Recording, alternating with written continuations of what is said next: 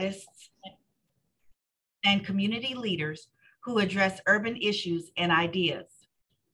Building on UROC's main campus community collaborations, the series is intended as a gathering place for urban-focused research, dialogue, and cultural events. In this context, culture encompasses the customs, values, and traditions of a people or social group, and we will do our best to normalize that there are multiple ways folks come into caregiving. No two are alike. This conversation will include a special guest and her team, Jetta Wiedermeyer Bauer, manager of the volunteer and outreach team at Trellis. This team is assembled and ready to answer questions in the virtual resource room. Before I introduce University's School of Public Health, Professor Joseph Gogler, I want to invite you to UROC's Community Day on September 15th. Our hope is that we will be in person and we will honor the promise of partnership. Please join us. Professor Gogler, thank you for being here and for all of your work. Well, thank you so much, Makeda. Thank you so much to the Urban Research Outreach Center, UROC. They are such cherished and valued partners of us at the University of Minnesota School of Public Health, and specifically the Center for Healthy Aging and Innovation. I want to welcome all of you first and foremost to this wonderful event today, this critical conversation. It's a topic that's near and dear to my heart. It's certainly at the core of my science, the science of many of my colleagues, but more importantly, I think it's at the core of our philosophy. How do we care for each other? How do we care for ourselves, particularly in such a trying time that many of us are living in? And what's so exciting to me about this particular event is we're talking about culture and cultural dimensions of care. But perhaps as important to me, when we think of this as a particular dimension, is understanding the wisdom and great font of knowledge that is readily available to so many of us and across many of our communities. And that's why the Center for Healthy Aging and Innovation was so excited to co-sponsor this event with UROC under, again, the superb leadership of Makeda Zulu Gillespie.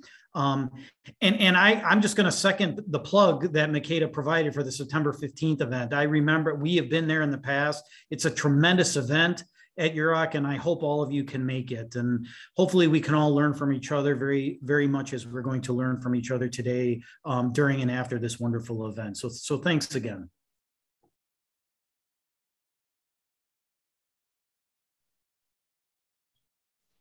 And I wanted to come back to repeat the title of our talk today, Caring for Our Elders.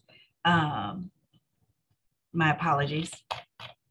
Caring for Our Elders, Exploring Cultural Approaches to Elder Care in Minnesota. We do record these talks so that folks can have a chance to take a look at them at another time. I am going to now introduce Kate Klosterman, who will be our moderator for today.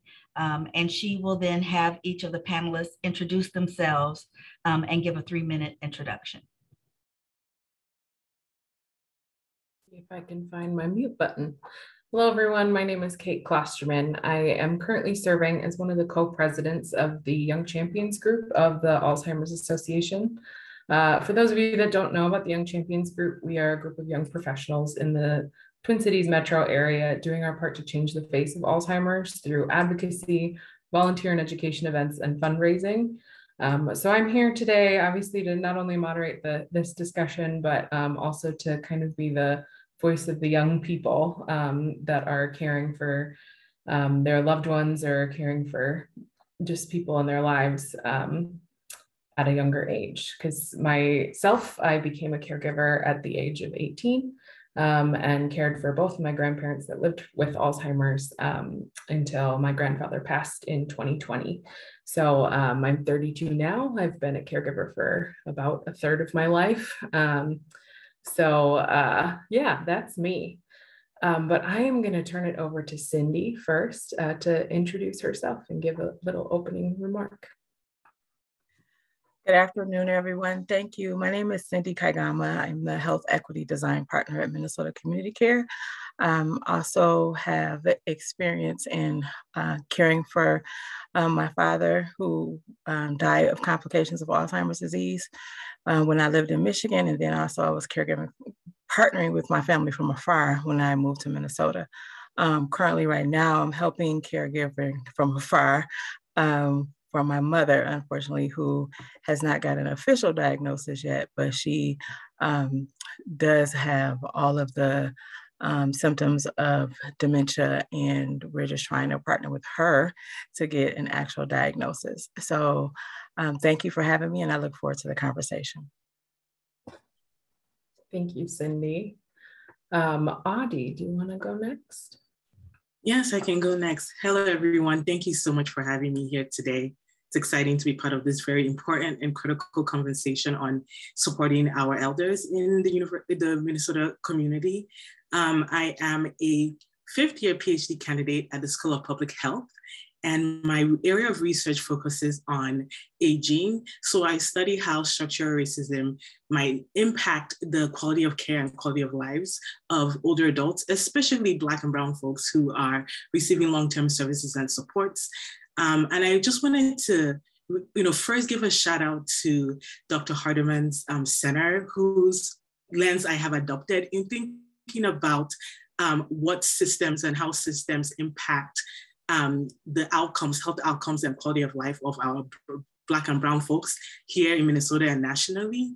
And not being a typical researcher who just is looking for that, extra, disparity in care or disparity in outcome that we have yet to uncover, but really thinking about how systems play a part in how folks respond to resources available and how they engage with resources available for themselves and their loved ones as they age, and how that impacts their lives across the life course, right? Whether we're talking about like financial barriers due to systemic issues, or access to good insurance, or that can impact the types of services they can access as they age. The systems that white supremacy offers has really dealt a blow to our communities of color. And so I'm really going to be using that lens to talk about or discuss during the panel today. And I wanted to also, just make sure I acknowledge all the researchers at CHI, so the Center of Healthy Aging and Innovation at the University of Minnesota, specifically Dr. Mankan Nkingbang, Dr. Shekina Fasha-Walters, and Dr. Tatiana Shippey, who I work extensively with and have partnered on the project for the home community-based services focus groups to understand some cultural barriers to accessing services, as well as Dr. Fayon Epps, who is an associate and has a really remarkable program I'm hoping I can highlight. And then lastly, Robin Frazier, who has been instrumental in grounding me in cultural the cultural importance and cultural needs of our elders in Minnesota. So thank you, and I'm happy to be here. Thank you, Audie. So Richard, if you'd like to introduce yourself too, give some opening remarks here. You're muted still if you're talking there, Richard. Okay. Now you can hear me. Thank you. Yes, good afternoon, everybody. My name is Richard Wright. I'm a provider here at the Indian Health Board. It's a clinic located in South Minneapolis, and it serves primarily American Indian people. I've been looking at the number of participants that I see this number, and I'm just impressed by the number of people that are with us today, and I'm really happy to see those numbers even growing as I watch. So I consider myself to be really fortunate to be a part of this panel. I think that as I've worked with the Indian Health Board now for going on 18 years.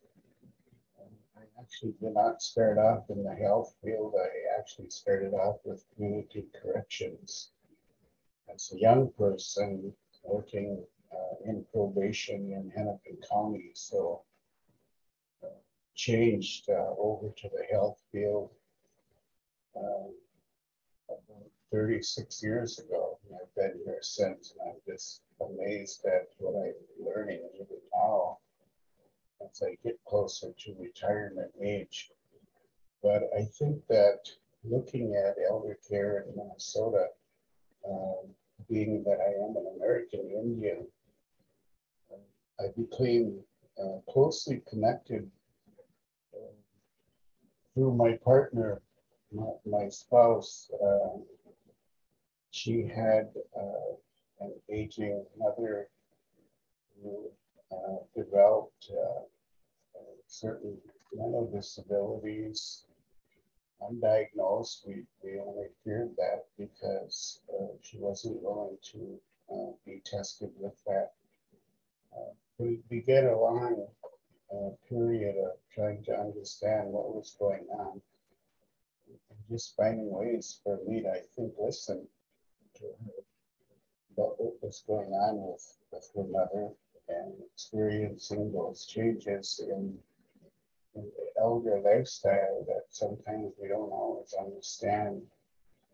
When we begin to comprehend and we talk with those that are learned in the subject, the caregivers that actually live in, or excuse me, that actually work in memory care units or assisted living homes. So, but I think what developed over a period of time too was that COVID, which made it extremely more difficult because of the communications were became more severe. We could not spend time with her. So, but I think back, you know what, when I was just a young man, I was raised by my grandparents, and I think becoming aware of American Indian elders living on the reservation became apparent after a while that I was doing a lot of caretaking, even back then, caring for a grandma that had developed eyesight problems and then had to take this medication that had to be measured off, extracted from a bottle, which was hard for her to see. But just areas like that, it, you know, became really more emotionally attached and more just wanted to find ways that I could think about how I could make the elders that I was coming into contact with feel a little bit better about what they were experiencing. For me, it was difficult because of the boarding school era, and a lot of that hope was that grandparents were afraid to speak out. And you know, I think about that, and I just wonder sometimes how I could have made them feel more comfortable being who they are. And even now, as I'm getting older, I think that trying to understand what's going on with my way of thinking also. But looking at the work that I do here at the clinic, as I said, I'm a provider here, and certainly I see a lot of elderly American Indian people that are affected by COVID and have this isolation and experience a lot of different kinds of emotions about their capability to take care of themselves. And it can be a very trying period for them. So that's why I say I'm really happy that I can sit here with this wonderful number of panelists that we have here this afternoon, and also the number of participants. I'm really happy to see that number even now continuing to grow. So I'll hand it off to somebody else now. Thank you. Thank you, Richard. Also, Richard, when you speak, if you wouldn't mind sitting closer to your computer and speaking up just a little bit. But with that, I will kind of jump into the discussion here. First, we're going to ask some questions of the panelists and have a bit of a discussion, and then we will open it up for questions. If you have any questions in the meantime, you can feel free to pop them into the Q&A. And as Makeda had mentioned at the beginning, we do have some members here available with resources, Jetta and her team from Trellis, and they will be able to put any resources into the chat that you may have questions about. And before I jump into that first question too, I really wanted to reiterate, we realize that caregiving isn't the same for everyone. Not everyone is caring for a loved one. You may be caring for someone that you're just caring for out of necessity. They may not be a loved one of yours. I want to acknowledge the fact that we may have members of the audience today that are caring for people that are not loved ones for them, but I typically refer to people as your loved one just because those are the people that I cared for in my life. So if you hear me using that terminology, I'm not trying to exclude anyone. That's just how I have referred to those that I have cared for. So let's dive in then with the first question that I'm going to open up to all three of our panelists today. What are the cultural approaches and considerations to elder care that are unique to your community?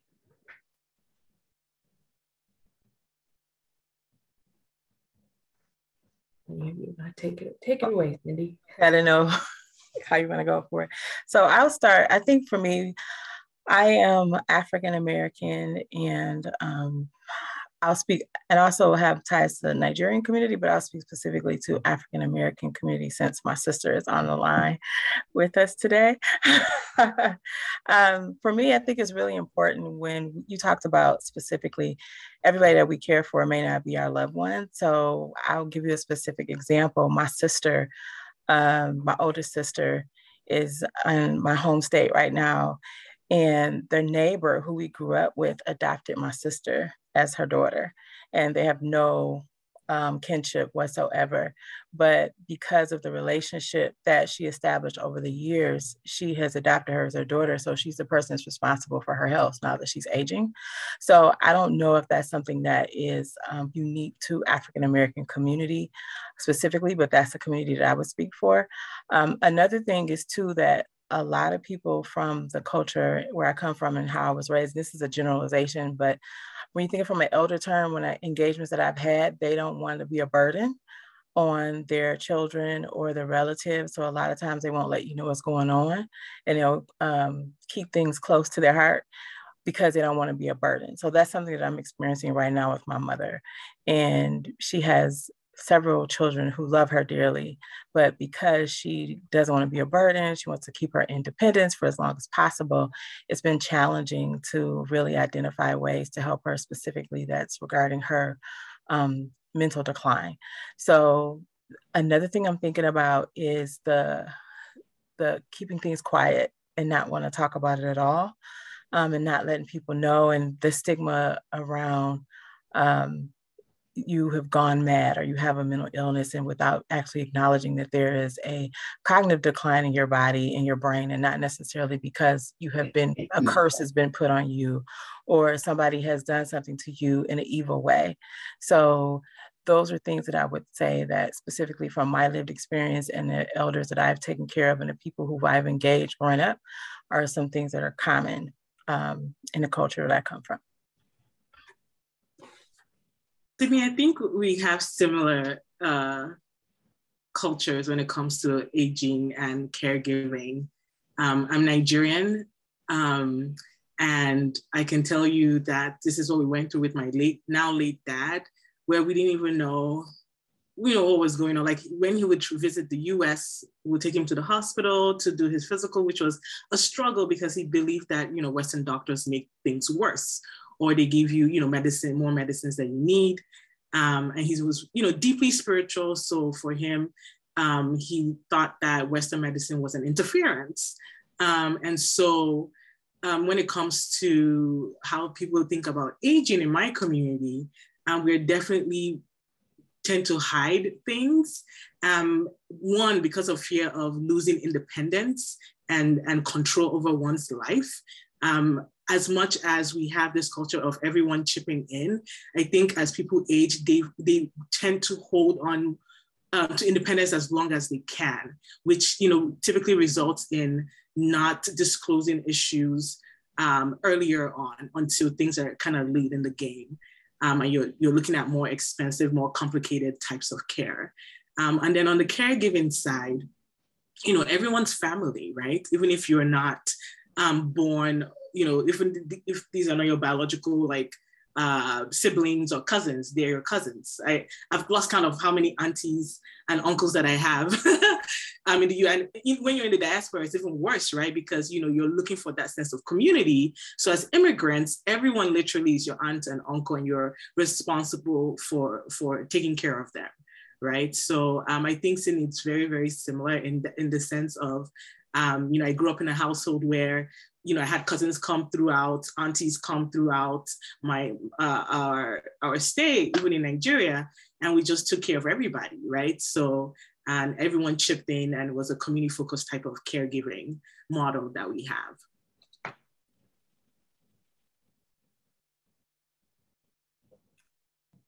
What about you, Richard? What are some of the cultural approaches and considerations to elder care within your community? Yeah, thanks. Kate, are you able to hear me a little better now? Okay, I kind of moved my microphone closer. I do appreciate that help from you. When I was thinking back to my reservation, I'm an Ojibwa Indian, and I grew up on the Leech Lake Indian Reservation. And sometimes when we think about care of the elder on my reservation, the hospital facility was maybe 45 miles away, and our villages were isolated. By that I mean there were maybe 1 or 2 cars in the village, not always accessible. And from what I remember, when elders needed to go to the hospital, it wasn't always able to do that because of finding a way to get there. You have to remember, we didn't have any ambulances back then. And we had a total reliance on being able to get a car to take somebody to the hospital. And I think, for the elders, they were afraid to go. And I think they were afraid to go because when they went, they didn't come back. And I remember in our little village that we had a church there that had a bell. And it was a church bell, and it used to ring when people passed away. That was just our way of communicating.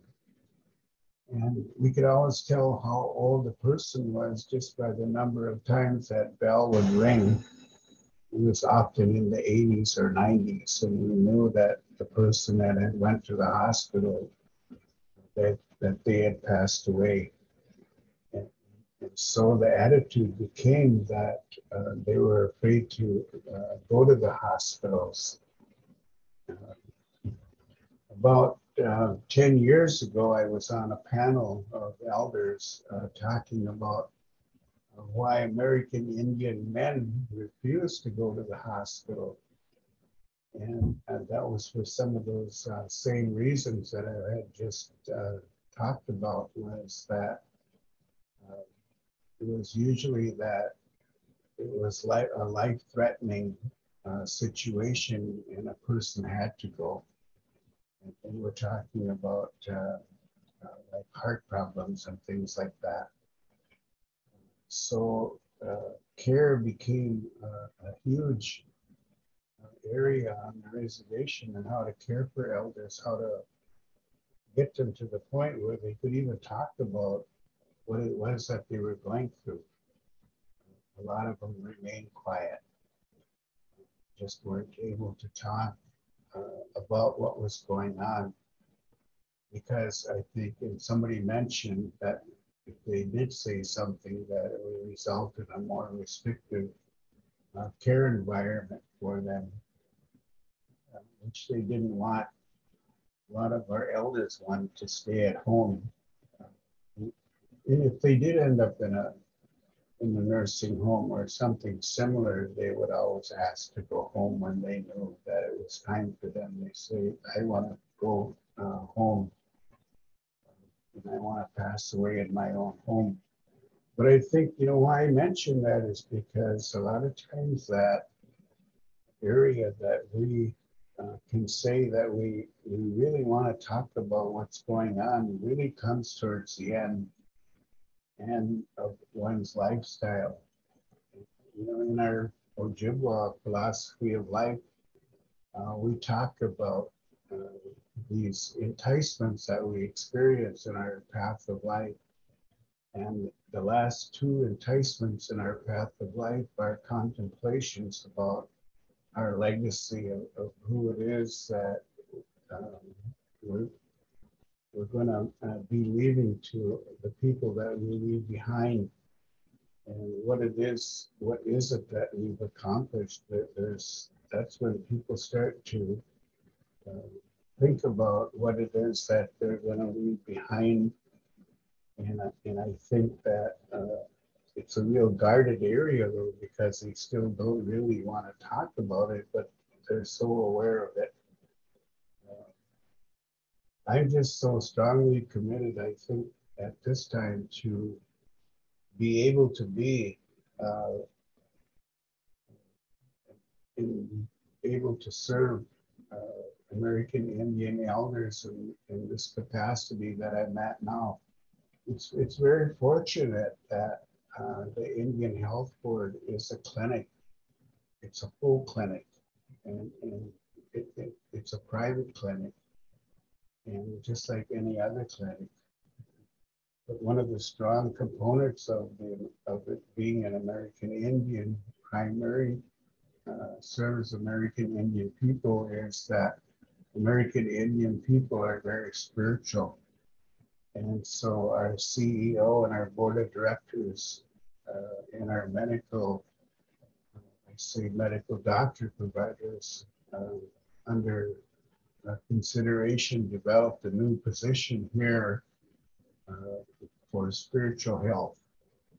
And that's been my position now for the last year in helping American Indian elders and the young people also with spiritual health.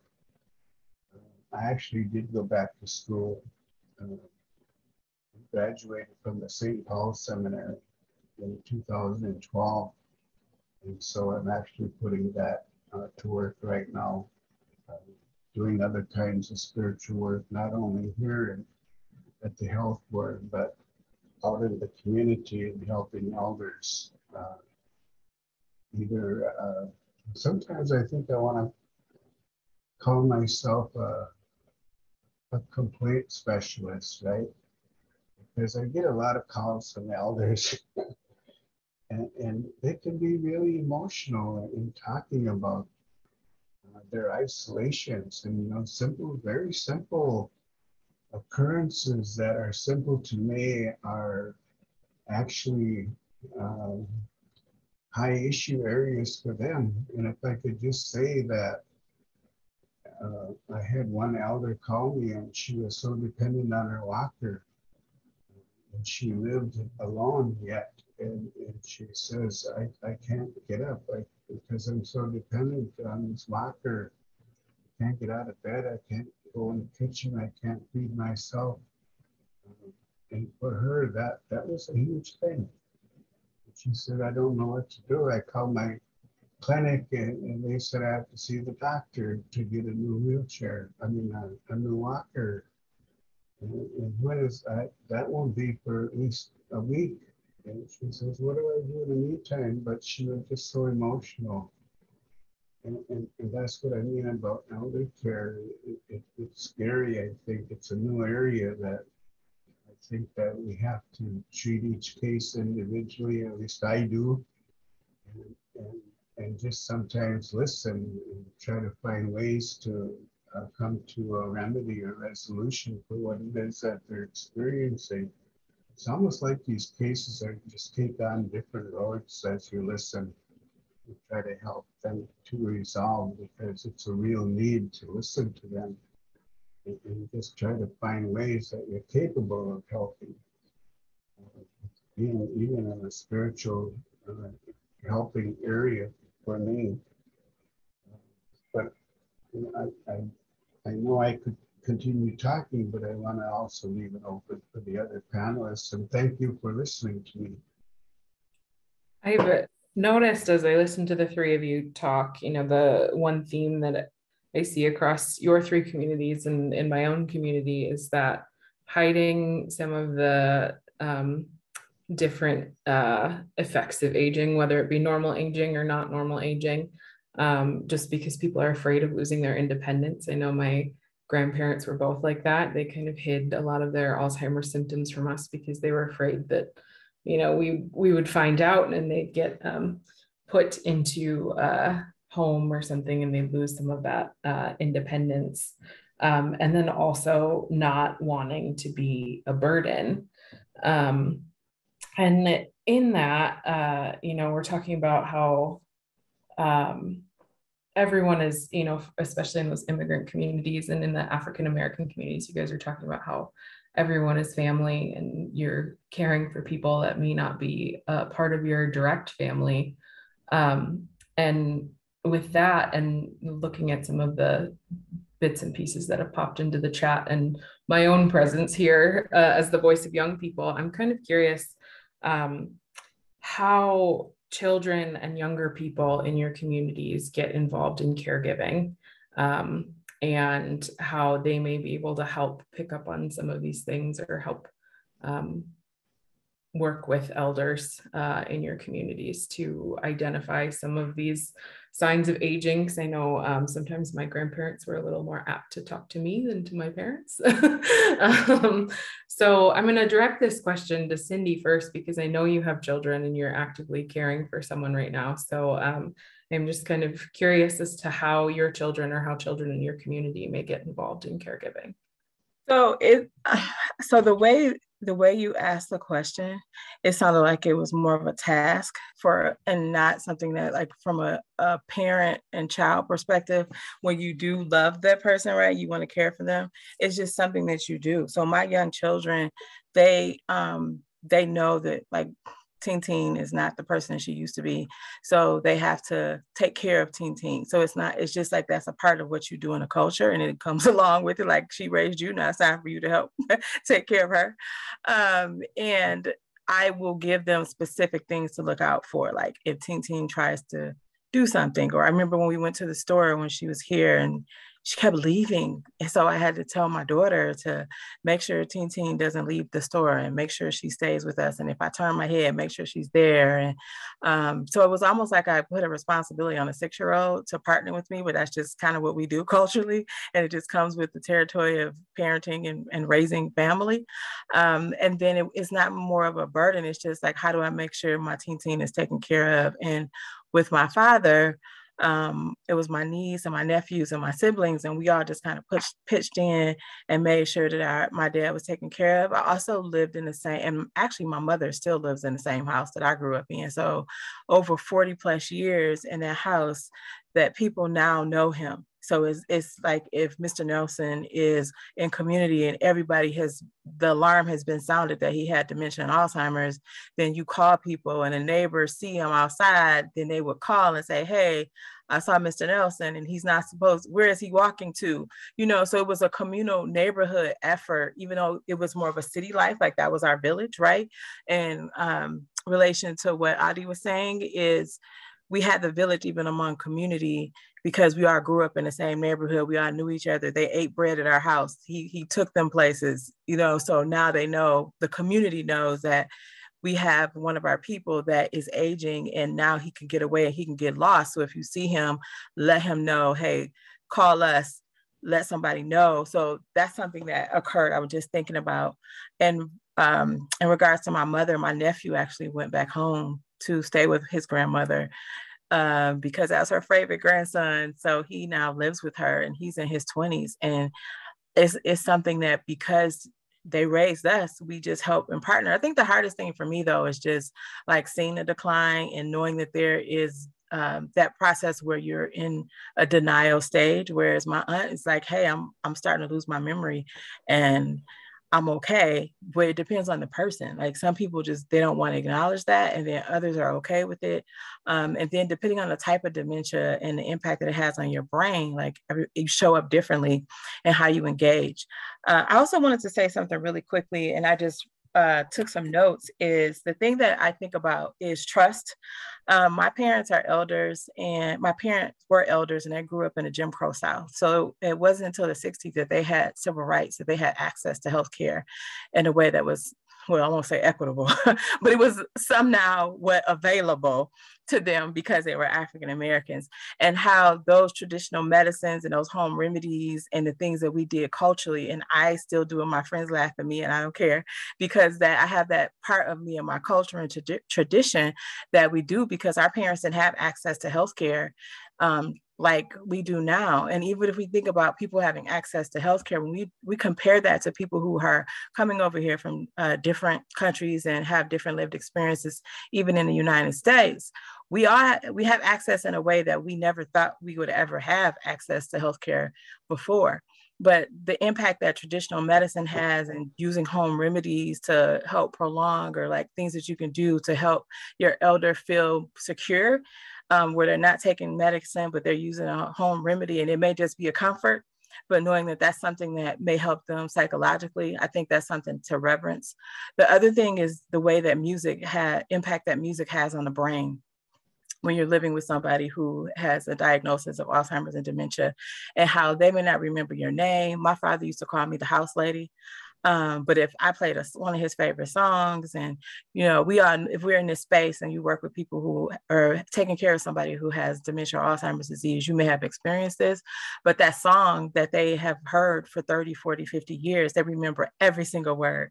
And they go right back to that song as if they were in that time and space, and the impact that has, and just dancing with them and laughing with them, and just creating memories that, you know, even as a person, when they do pass, that it'll be really hard, but just going back and reflecting on those moments of taking those small things to say, this is a part of the time I have on earth with this person. And when they pass on, I'm creating good memories. So as a matter of fact, I'm already now preparing to go to Michigan, hopefully within a month, because my mother is starting to decline.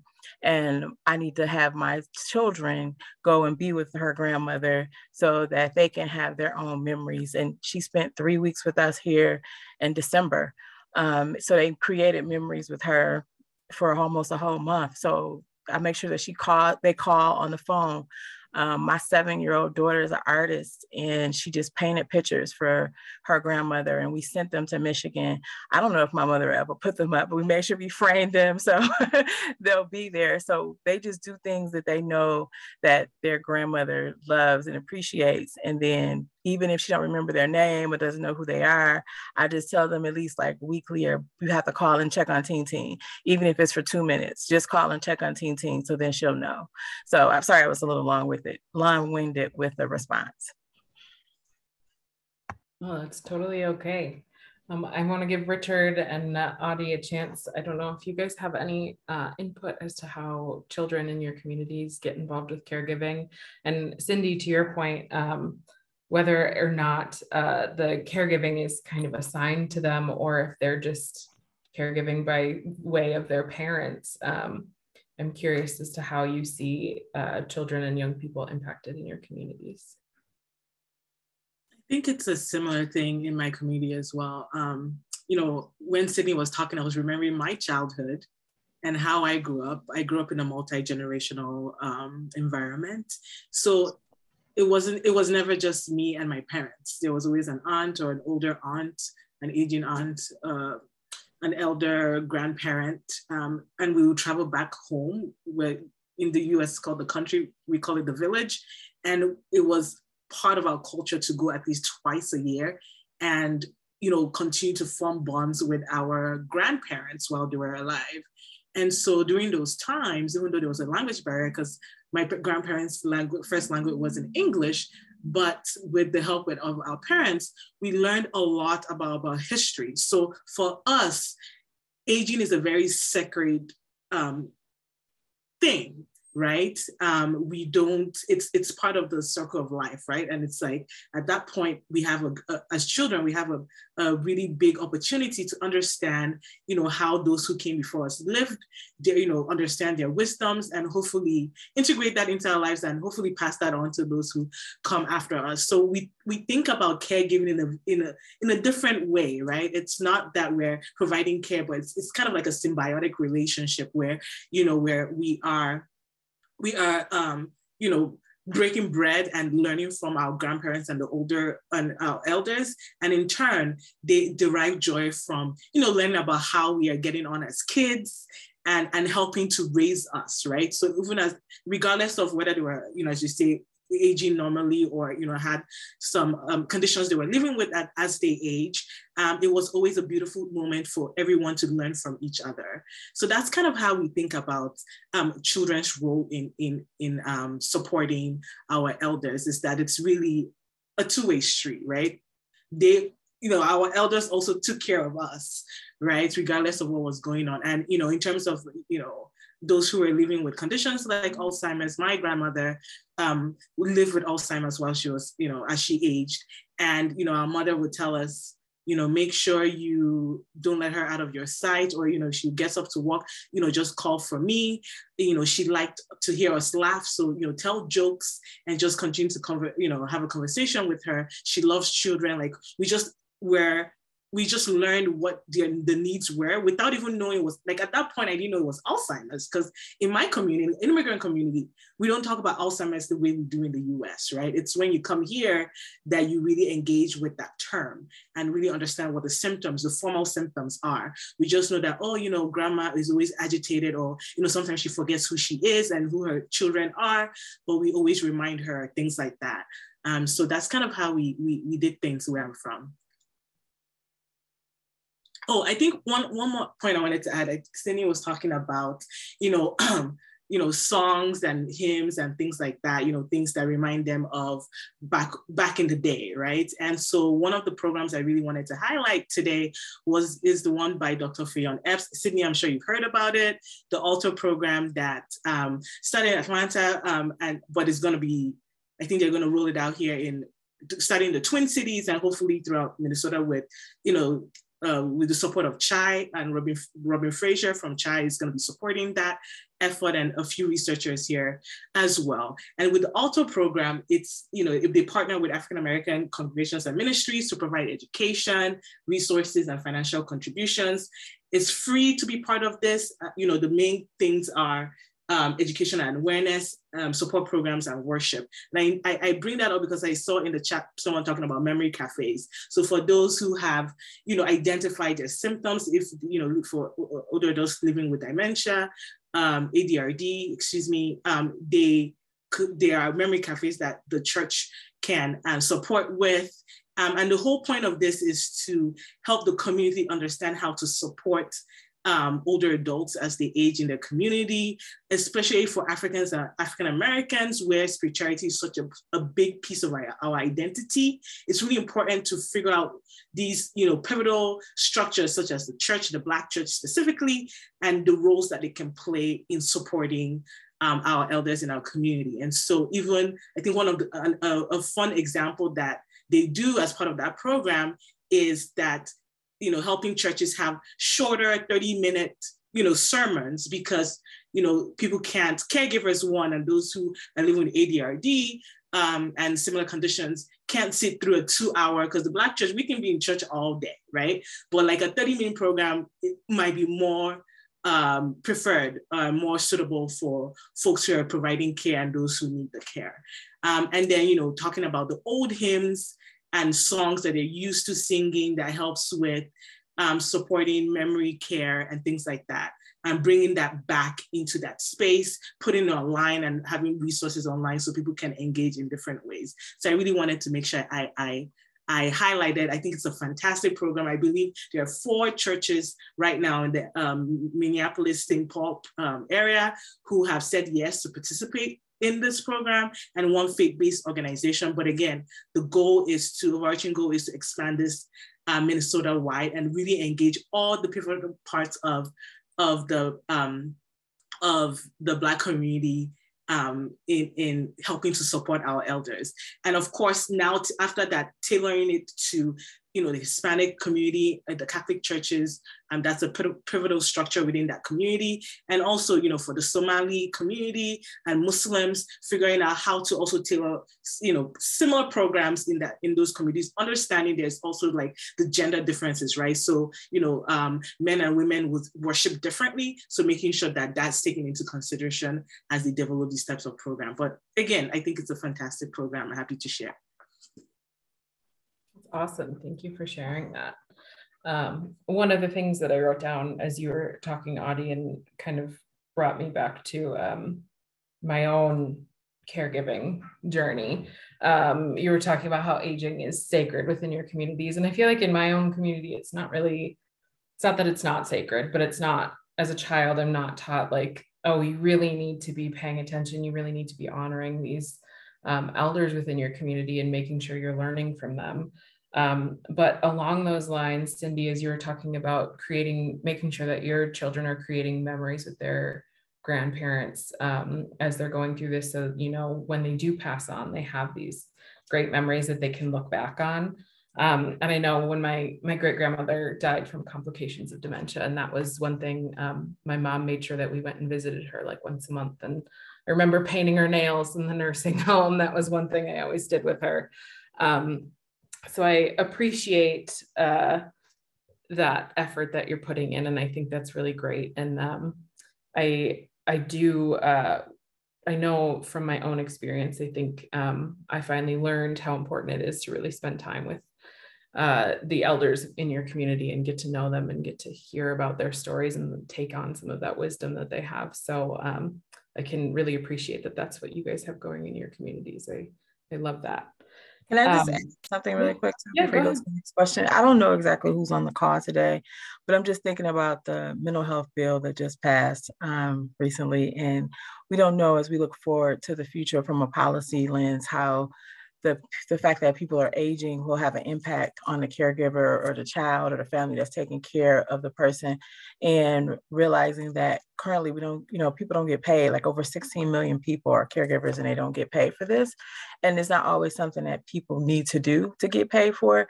But we thinking about providing resources and care is to understand that there are a lot of things that, like, sacrifice comes with the culture. Like, you make the sacrifices because your family member took care of you. And even thinking about the ones that you don't necessarily want to take care of, but you have to, that from a policy perspective, there can be an opportunity when we think about funding structures to provide support and resources, just like we're finding funding structures to take care of other areas. So it may be respite care, it may be a tool or a adjustment to a toilet or something like that. I'm thinking about how there's had to been a lot of physical adjustments in my parents' home as a result of my father having complications of dementia, and now my mother in her aging, and her own experiences in her health.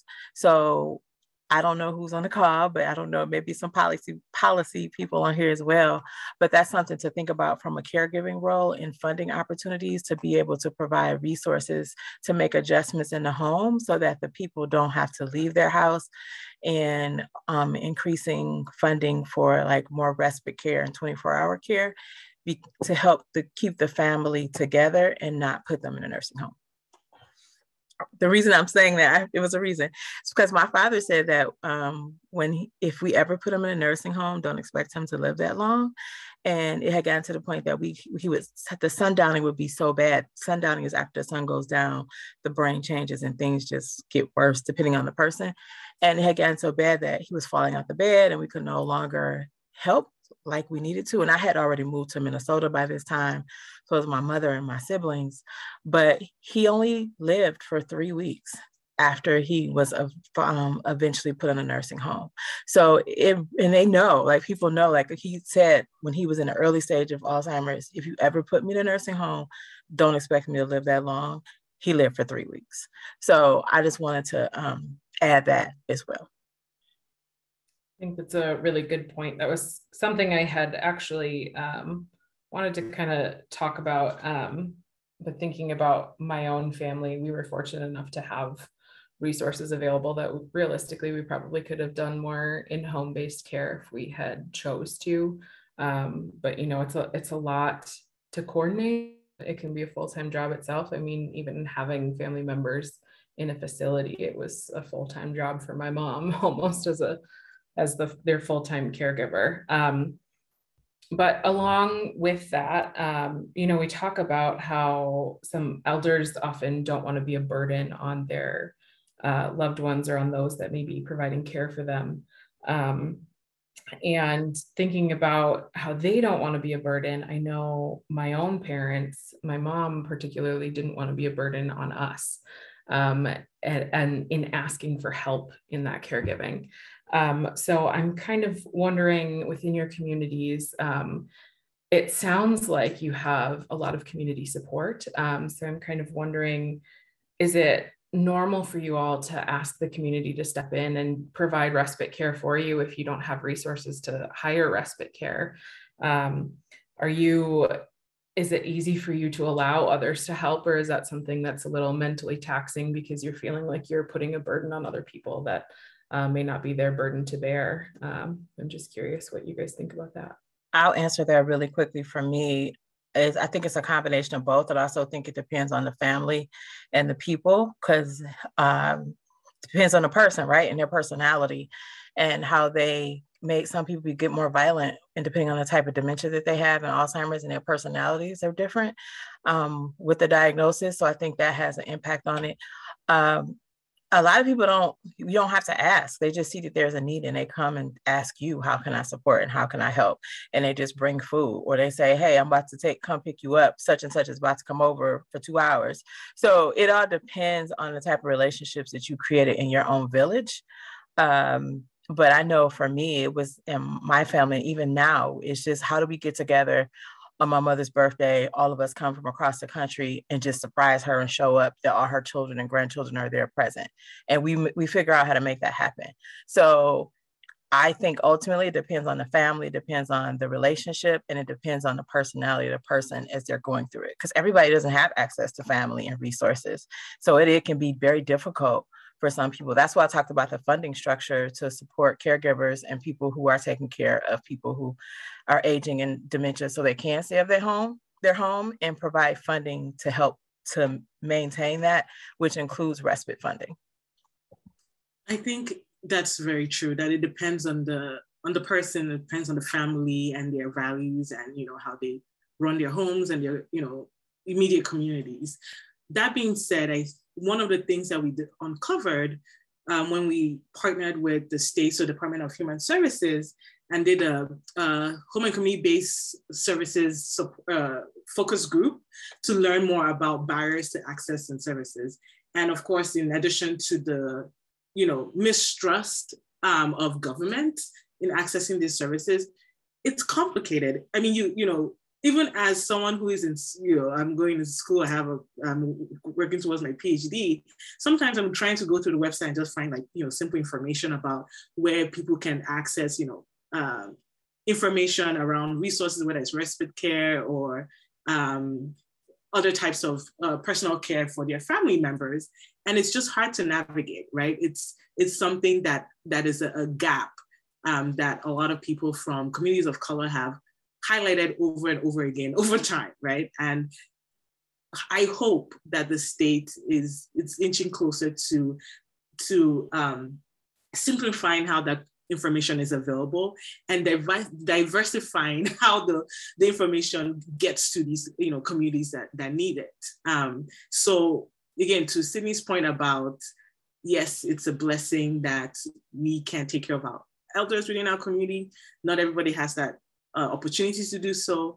And when we compare like nursing home care to home care, we're like, oh, home care, home-based care, aging in place is cheaper. But I feel like what we miss is that there are a lot of services that caregivers are providing that you cannot replicate in nursing homes. And that's that culturally, sensitive care, right? In nursing homes, we're now talking about cultural humility, understanding that, Black people from Africa are different from African Americans and may have different needs, things like that.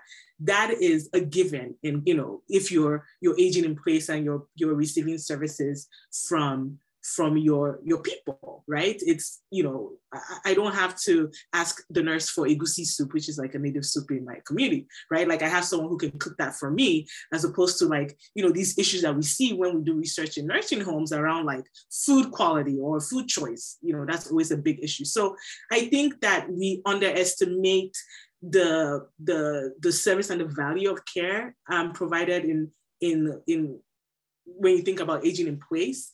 And we discount it, right? It's shown up in how they compare dollars, when you think of home and community-based services versus nursing homes. And that's something that policy needs to address, right? Like, how do you really equate in dollars the care that people are providing within the community that cannot be replicated in nursing homes and other formal institutionalized type of care? That is a conversation that I think it's missing. Yes, we know that there might be people who have complicated conditions where you need to be in nursing homes to provide that care, but you lose independence. Like, there are pros and cons, right? And so how are we compensating our folks? How are we compensating caregivers that are truly reflective of the unique and important and critical care and support and blessing provided for our elders in the community? I know in some of the advocacy work that I've done within the Alzheimer's Association, we talked a lot about the cost of unpaid caregiving and what that equates to in dollars. And I don't remember the exact statistics that they had there, but that is something that's been on my mind a lot, and thinking about how to support people that may, thinking about my own family again, we didn't have the option to like quit a job and be able to become a full-time caregiver, and finding ways that we could maybe compensate some people that want to do that. I think that'd be really great for people within the policy world to take on. Cindy, you're going to say something there? Yeah, Adi just had me think about my days when I worked in a nursing home in college, and I was a CNA and a home health aide. And we also have to remember that the structures in our country is based on a European model. And we were never intended to be in a space that we were equitable. There were laws that were created that actually made that opposite, right? From in everything that we do in our country. So as we move forward and we think about even the state of Minnesota 20 years from now, that the projection is that 40% of our population will be of non-European descent. And we think about aging in place and may have to go into nursing homes. I'm a health equity leader, right? So I'm thinking about this from a health equity lens, is reevaluating what the policies look like within those nursing homes, the type of care that's being provided, the food offerings, and creating, depending on the demographic of the people, even looking at it from a European cultural lens. We have European immigrants that move here that came over a little later and not necessarily have been here for generations. So to create a more customized approach in nursing care while still creating that standard, but then also going like a next level and creating an equitable healthcare approach as we provide care to elders in nursing homes, and looking at the policies and the structures are very Euro-dominant focused and don't account for the cultural differences and the cultural norms. And people have to take a next level approach to identifying how to make that a more inclusive and equitable experience, from the people you have on your board to the people that you're hiring, and not making assumptions about people and penalizing them if they're poor and criminalizing people And even how you have to get rid of all your assets and money to be able to go into a nursing home. Like there's so much complexity in, we think about the systems of our country from a systems approach and how institutional racism has impacted, and now how it's coming to head in a different way, because even from a financial lens, if you are of European descent, but you're not rich, it still has an impact on you as well. And you see from a different light, be from an economic and a class perspective and not necessarily ethnicity, race perspective. 100%. I mean, if you think about the nursing homes that Black and brown folks are more likely to utilize, low quality nursing homes, right? So even though they accept Medicaid, they have less resources. COVID exacerbated that as well. You saw, who were more likely to be infected with COVID, who are more likely to die from COVID among nursing home residents, those who are Black, brown, those who are Medicaid, and were most likely to be in these low resource nursing homes.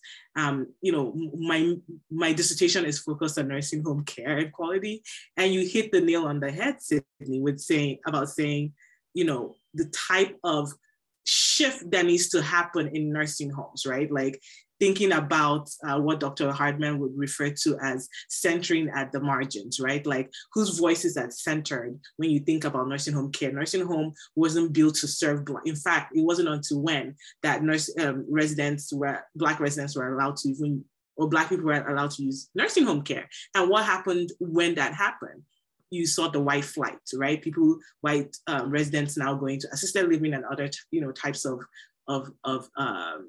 care facilities that are not nursing homes. So there's a lot that needs to happen when it comes to caregiving and supporting people within nursing homes that we take for granted in the home and community care services space. And even in this HCBS space, you see that Black, Hispanic, folks have less access to high quality home and community based services as well. So disparities, inequities are everywhere.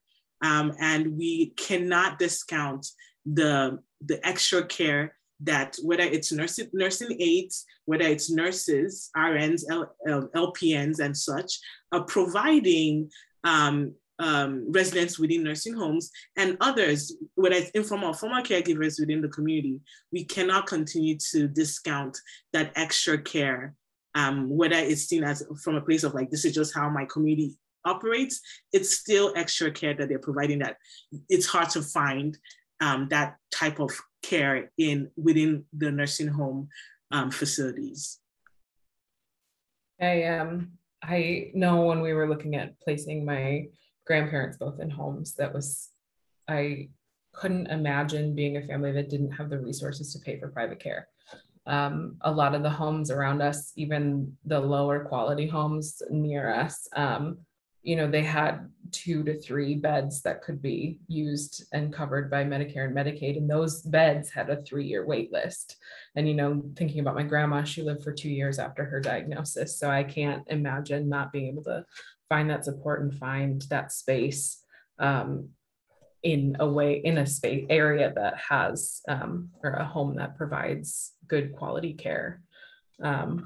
So I want to move on here and ask one more question before we really open it up to questions from our audience here. One of the things that we had talked about at the beginning was the stigma that some of our elders may feel as they start to age, and talking about some of the things that they're seeing, whether it be cognitive decline or whatever it is. And so I'm wondering if your communities have found helpful approaches to reduce stigma, or encourage those elders to keep from hiding some of those symptoms. And I want to direct that question to Richard first, because we haven't heard from him in a minute. So Richard, I'm wondering, for you, has the American Indian community, have you guys found any helpful ways to kind of reduce some of that stigma? Yeah, that's an excellent question.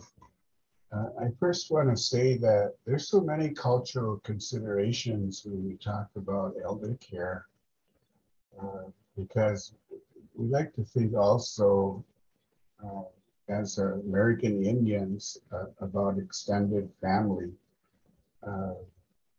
Somebody had mentioned growing up with different relatives in the house were present all the time, aunts, uncles, cousins, grandmothers, grandfathers. That was always present in my home when I was growing up. But I do think that the greatest consideration that I'm becoming aware of is that elder care is a high consideration when we think about Alzheimer's and dementia. On the Leech Lake Reservation, for example, there was a conference discussion where the presenter talked about that 1 in 3 American Indian people will experience dementia or Alzheimer's or be affected by it personally. And to me, those are high numbers when the numbers are actually on a national level 1 in 10. So that's a really big consideration. I think that from a culturally aware standpoint, that American Indian people, when we talk about elder care, we talk about those declines and their awareness of what's going on around them, but we're also talking about a population that's been highly impacted by colonialism. I'll say that. For me, that's kind of a tough word to use because it's become more aware, I think, of a position where I have to feel defensive about who we are as American Indian people. Because a lot of times we as elders in the American Indian community, we believe our culture is based on our language, and we've lost our language. Even the word elder, we sometimes look at that word and we say, well, that's not even our word for who we are. That means that it's an English word, and it means somebody who's old. And for the Ojibwa language, when we say elder, we use a word that means that we become really aware of who we are as self, but also aware of our culture and aware of our language and the strength of our language is being able to speak it. So those are some really serious considerations we look at when we look at cultural care. I just am very conscious and aware and happy that these discussions are taking place, especially in the Ojibwa culture, especially with all tribes. There's over 600 tribes that are just in this continental area of the United States. And we all have our own distinct language. We all have our own distinct culture. And that's an awareness that I'm really focusing in on now. But even more so, like I said, that we are a very diverse, even our audience, but we're a diverse culture talking about Alzheimer's and dementia. Because I think that we can't really define family because it is so diverse. We all think differently about things like that. And so the elders, as they go through it, they all think differently about what it is that they can accomplish, what it is that they need help with, and even how do we ask for help. Some people just don't want to ask for help because of various reasons. But somebody mentioned too of having to get rid of assets just to qualify for nursing care, and that's horrible, at least I think, because you watch elders giving things away that, or even selling off things that took them lifetimes to achieve. And now for them to be eligible for care in their elder years, it's just a travesty, I think. Thank you. Thank you, Richard. Cindy and Adi, what about you guys? Do you guys know of any helpful approaches within your communities to reduce some of that stigma that may go along with aging? I think you have to just talk about it and be in a space it's okay to be uncomfortable, because it's so taboo, like in certain words and certain things that you say or can't say. And, you know, back in the day, I used to say, oh, you're senile, or you're just getting older, or it just comes with aging. But we know today there's a language for it to name what it is. And also being okay that you may create some discomfort, but it's also giving reverence to name what it actually is. So I think that's important.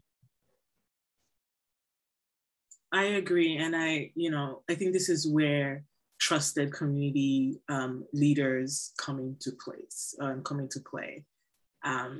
Even back home, it's like working with churches to have these discussions. You know, they have men's groups, they have women's groups, there are all kinds of groups within the church infrastructure, and using that as an avenue to invite educators to come and talk about about ADRD, using the right language with the community and understanding. You know, if you're hearing it from people that you trust, I think it helps to reduce the discomfort and, you know, makes people more open to understanding and learning, and you know, being equipped with the right resources to help support themselves and their loved ones. So I think it's about tapping into trusted community spaces, trusted community leaders in helping to facilitate these conversations. And, you know, someone mentioned, yeah, church is fine, but not everyone is connecting with churches. Absolutely. So finding out, you know, within all the different communities, what is that anchor space, right? What are those trusted spaces, and whether it's a state and, you know, the county, people in power, tapping into those resources and giving power to these community leaders to help facilitate these types of conversations. But the conversation, at the end of the conversation, needs to be had. Awesome. Thank you, three, for all of your insights here during this discussion. I want to make sure the audience knows you guys can start popping questions into the Q&A if you have any questions. One of the questions that was someone had addressed in the Q&A section was just about being caregiving as part of growing up. So Jennifer had mentioned it. It's felt really affirming to hear others talk about caregiving as just part of growing up. It's been part of my life since I was born, and my mom was caring for her grandfather. Even with those early and ongoing experiences, though, as I've supported my parents more and more in the last decade, I'm really struggling because I'm so often the youngest caregiver in the room, or the only caregiver when I'm around friends or peers. I'm interested to hear how younger caregivers, especially young adults, perhaps, are supporting each other in your communities. So I know I want to address that quick, just, you know, thinking about the Young Champions. That is how I supported myself through my caregiving. I joined the Young Champions group, which originally started as a caregiver support group for caregivers, for younger caregivers. The association had reached out to a couple of young people within the community that they knew were caring for family members, and asked what they needed. And they said a support group specific for young people. Because while we may be going through some of the same things, we may be seeing some of the same changes, it's completely different when you're going through that in your teens and 20s as a caregiver than when you're going through that in your 30s, 40s, 50s, and may have a more established support system, a more established life. Just in general, you're not trying to get your career off the ground or whatever in those spaces. So I know the Young Champions for me, and we have worked on restarting another support group for young people, because we kind of got away from that support group space just because we found that a lot of times young people don't necessarily want to sit and talk about it. They want to do something. They want to do something to make the changes. And so we haven't had as much of that support group space. And I think it would be good to get that started again. So that's something we've been working on with our group specifically. So just looking in your community for some of those support groups that may be dedicated to young people.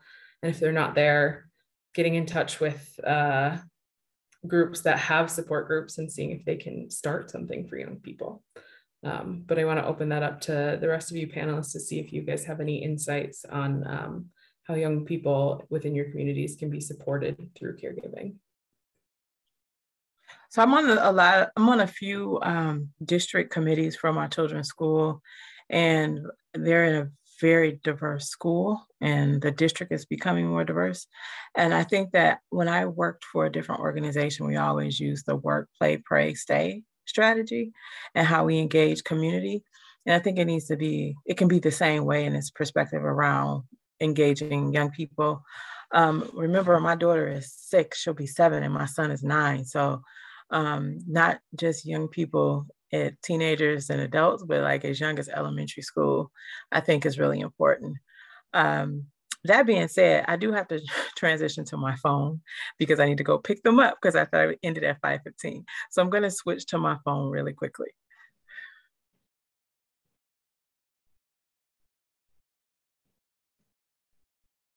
All right, Audie and Richard, while Cindy switches over to her phone, do you guys have any insight to support for young people in their caregiving journeys? Yeah, I think there's so many ways in the Ojibwa culture that we've come to engage the young people. I think that our culture, at least our spiritual culture, is returning to the point that we're well aware of who we are as American Indian people. And when I say that, our culture is based on a clan system, and that we're starting to become aware of who we are as tribal people.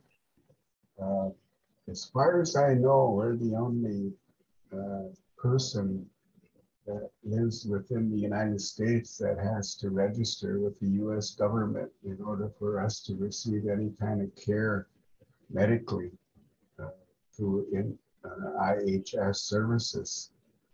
Strangely, once a person leaves the reservation, though, then we become ineligible, and we take care of ourselves. And for me, that's the way that at least I found my family best sustains itself. Is I think that for the most part, we have adapted into mainstream society. We've become educated and are well able to take care of ourselves. We had to do that just to exist. So I just think that when we look at our culture, that we look at our spiritual self, and we're returning to dancing. Dancing is something that, from a therapeutic standpoint, it's really helpful, therapeutic. And the engagement that we have with our young people is that the elders will give blessings to young people. For example, our high school graduation rate was pretty dismal a few years ago. Now it's growing. And one way that elders will bestow honor on our culture is to give them an eagle feather, which is one of the highest awards that we can give as a ritual to our young people. And sometimes we continue to run into encounters with district systems, though, because they won't allow our children to wear eagle feather on their graduation cap. But for us, that means a lot. And for the child, that means a lot more, because it's how our elders work to show these honoring rituals to our young people, because it contributes to self, it contributes to self-worth, it contributes to esteem, factors that influence all cultures when they're young children. Thank you.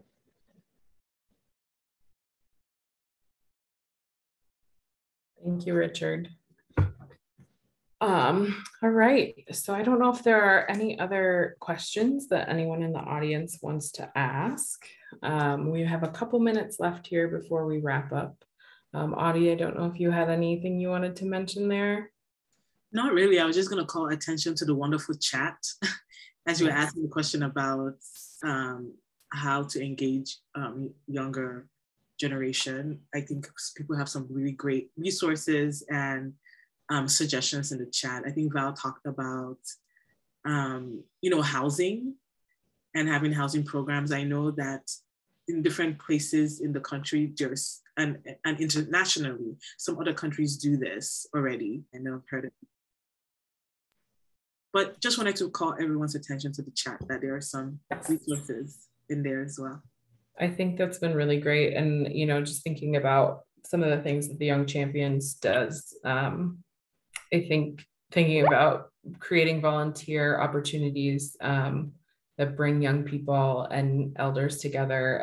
I know I'll probably be reaching out to you, Audie, and to Cindy, and think about bringing some of our Young Champions even to different communities. We have a couple nursing homes that we've built great relationships with and keep a lot of our volunteer opportunities within those spaces. But I think it'd be really great to branch out into some other communities that, we may not have partnered or worked with before. So, all right. Can I add something really quickly too? Yeah, go ahead. And we talked about traditional models and how organizations have traditionally led from a system that didn't necessarily include non-dominant cultures. So I think that we, even in thinking about Young Champions and the Alzheimer's Association, to create some opportunity for flexibility and how you engage community that may be different than your traditional models, and going to different locations, and also identifying champions that reflect those populations as well.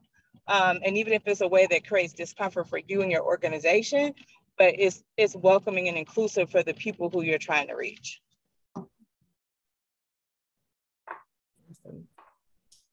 There were a couple of questions that came up in the chat, but I think we're cutting it close to time here. So I want to turn it back to Makeda, and maybe we can send out either, we may have someone that can answer the question in the Q&A section there, or we can send something out afterwards. I'm not sure, but I want to turn it back to you before we run out of time here, Makeda. Thank you so much. This has been a rich discussion. Kate, I want to thank you for doing an excellent job of moderating this conversation.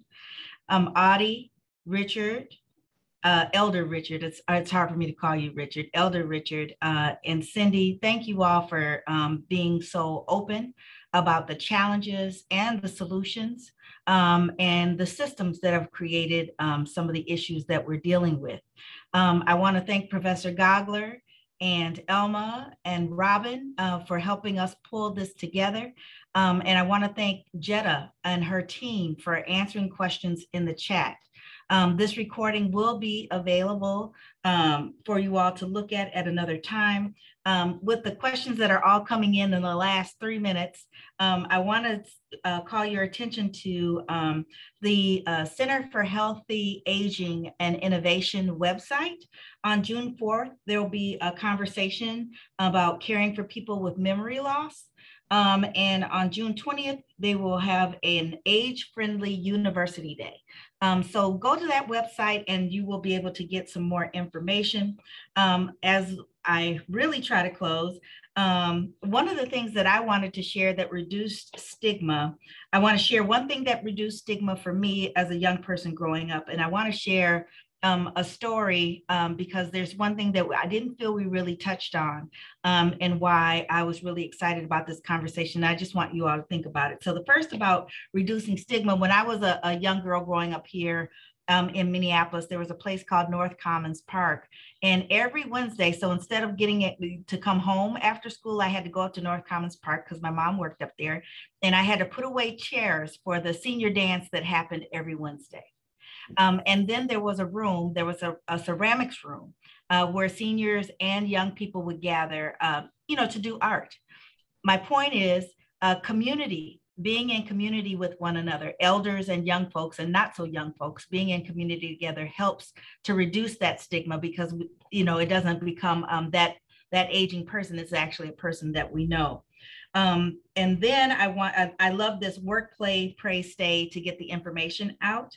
And then the story that got me really excited that I want you all to think about, because as you all were sharing your stories, the one thing you didn't mention was how you take care of yourselves. I was really concerned about this young woman that I know who had to take care of her father. Her mother couldn't help out, and they were all living together. And the husband at one point just got tired and said he wasn't going to participate anymore. And what she would share is that either he's going to go or I'm going to go, but I'm going to keep helping him. And she would have to carry him. And she was just a petite woman. Her father passed away probably about a month ago now. And she's a little more relaxed, but she loved her father. How in the world are you all taking care of yourselves, taking time for yourselves? And for the young people who want to do action, talking with each other, supporting one another in conversation is action. Just from one old lady to the rest of you all, that is action. So I'm hoping that maybe we will revisit this conversation, or in the resources that we'll have listed on the website, we'll talk about how people who are caregiving take care of themselves. With that, I will say thank you to everyone who stayed with us until the end. And thank you all for being such great panelists. Have a good night.